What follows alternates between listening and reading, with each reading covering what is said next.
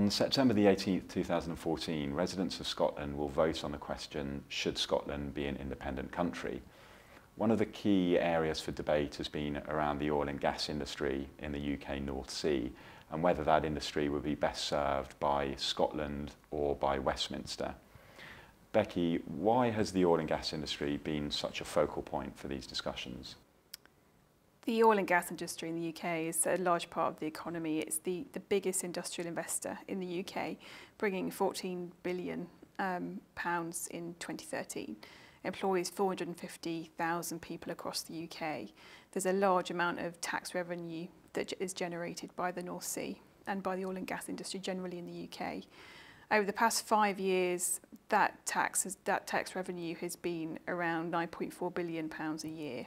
And at the moment, it's collected centrally by HMRC. Clearly, both sides of the debate, Scotland and the UK, will want to have a share of that tax revenue. There is a significant amount of commercial reserves left in the UK North Sea. At the moment, it's estimated there could be up to 24 billion barrels left in the UK North Sea. At today's prices, it's around £1.5 trillion. And that clearly has implications for future tax revenue. One of the other reasons that the oil and gas industry generally has been a focal point for debate is the much anticipated report that's been released by Sir Ian Wood in February this year.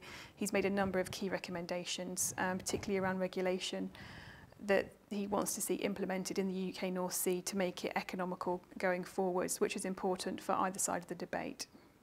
We've heard some of the oil and gas majors airing their views on independence. Bob Dudley, the CEO of BP, talked about the big uncertainties that would come. Let's talk about some of those uncertainties now, and first of all, ownership. In the event of a yes vote, how would we establish which of the oil and gas resources are owned by Scotland and which belong to the rest of the UK? There are a number of ways that you could do that. The most obvious is seen as the median line, which is a geographical way of dividing up the UK and Scottish resources.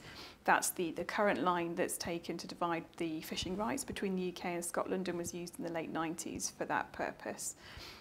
It's seen as the most obvious choice by many, and if we did divide up on that basis, Scotland would get around 90% of the oil and gas revenues from the UK North Sea.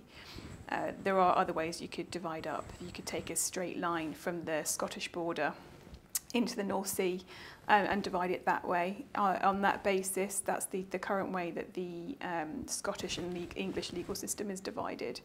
But I think either way, it doesn't make too much difference economically. There has been mentioned in the press publicly that there are a variety of ways that you could do that, and people could argue for months around which way you divide up the resources. But at the end of the day, it's seen that it doesn't make that much difference economically speaking. Currently, there are a number of administrative bodies with jurisdiction over the oil and gas industry in the North Sea, notably the Department of Energy and Climate Change and the Health and Safety Executive. How do you see this changing in the event of a yes vote for independence?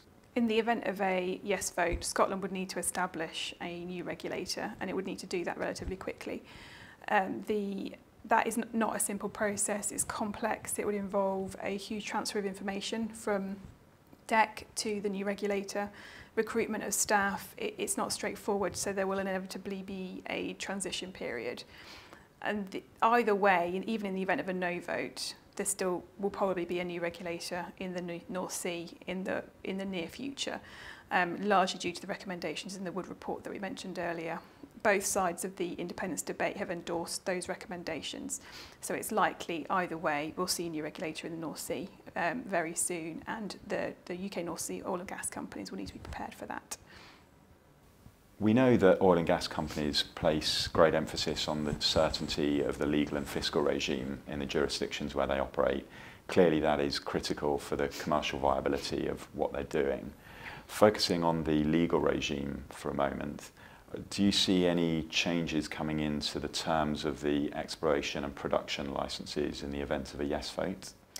I think at the moment it's not clear, so that it's expected that the UK Petroleum Act, which is administered by DEC at the moment, would continue, and the production licences and the terms of those would continue as is until Scotland put in some other regime in place, or until they change the current status quo. In terms of exploration licences, it's less clear, and there is a 28th licensing round which was announced in January for offshore oil and gas licences, and applications for those have been submitted, and it's not clear how a yes vote would affect those exploration licences. But there is a possibility they could be retendered. But I think one thing that has been mentioned is the possibility that any licences that are granted in the UK North Sea will need to be held by Scottish companies in the event of a yes vote. It's either Scottish companies or a Scottish branch of a foreign incorporated company. That would inevitably need UK oil and gas companies to rearrange and reorganise their current structure if that goes through.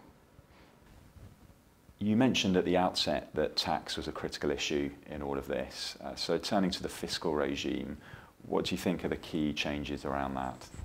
It's a big area of debate, and it's a big area of concern for oil and gas companies operating the North Sea. Again, it's not clear what will happen to the fiscal regime in the North Sea if there is a yes vote, but it's clear there will be a change. The current tax legislation will continue in force until Scotland puts in place its new regime. But again, either way, the Wood Report recommends a new fiscal regime in the North Sea. And very recently, in July this year, the government had invited the oil and gas industry to give their views on the future tax regime in the North Sea. So again, either way, it's expected that the tax regime will change. How that will change, we just don't know yet until the yes and no vote is decided, and also the consultation with the industry is done. And finally, decommissioning, Becky. This is always high on the agenda for oil and gas companies operating in the North Sea due to the maturity of the assets. What are the key discussion points around decommissioning? Decommissioning is a big issue for oil and gas companies operating in the North Sea. As you mentioned, it's a mature asset. Decommissioning costs are only going to rise.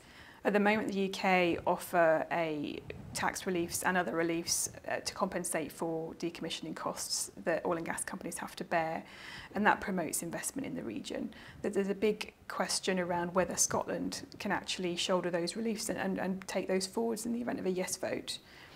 If they do, it's going to impact the revenues that they can generate from the North Sea. But it's a question that's still open, but something that the UK operators in the North Sea are very keen to understand.